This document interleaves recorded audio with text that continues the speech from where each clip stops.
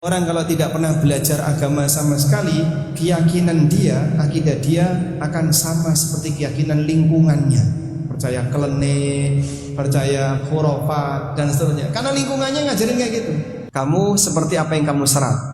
Umar bin Khattab radhiyallahu anhu itu pernah megang Taurat. Kira-kira apa? Taurat yang dibawa Umar di zaman itu, di zaman Nabi SAW, dengan Taurat yang Bapak baca belakangan, lebih otentik mana? Yang di zaman Umar, yang dulu ya.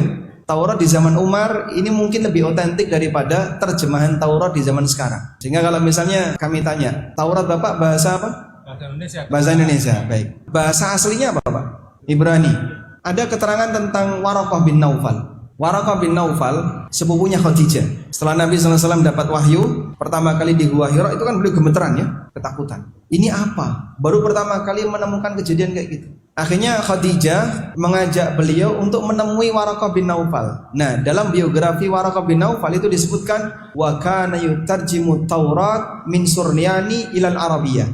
Waraqah itu menerjemahkan Taurat dari bahasa Suryaniyah ke bahasa Arab. Bahasa Suryani itu bahasa apa? Wallahu a'lam. Tapi itu ada ketika Nabi SAW pertama kali dapat wahyu. Berarti ketika itu yang beredar Taurat berbahasa Suryani. Antara Suryani sama Ibrani duluan mana? Tidak tahu. Itu lebih dari 14 abad silam.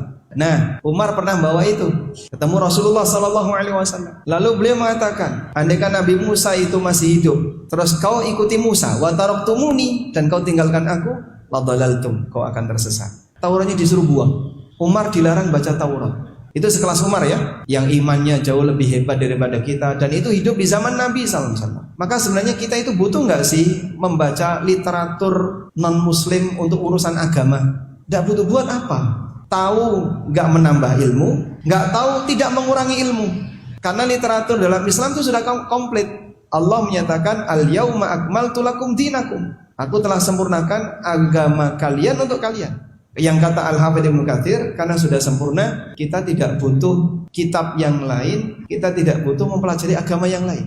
Itu nikmat sebenarnya. Lain halnya kalau misalnya, loh saya kepentingannya mau berdebat dengan non-muslim agar mereka mau masuk Islam, itu beda. Seperti Zakir Naik, kemudian sebelumnya ada Ahmad Didat. Nah kalau kepentingan dakwah silahkan. Tapi kalau kepentingannya hanya untuk pengetahuan, buat apa? Masih banyak referensi muslim yang kita belum baca. Sehingga waktu yang dipakai baca ini, mending dipakai baca ini. Dan kita tidak boleh merasa bangga, aku ngerti isi Taurat. Untuk apa dibanggakan? Sementara kita nggak ngerti isi dari tafsir Ibnu Katsir misalnya. Padahal khazanah ilmiah kaum muslimin lebih banyak.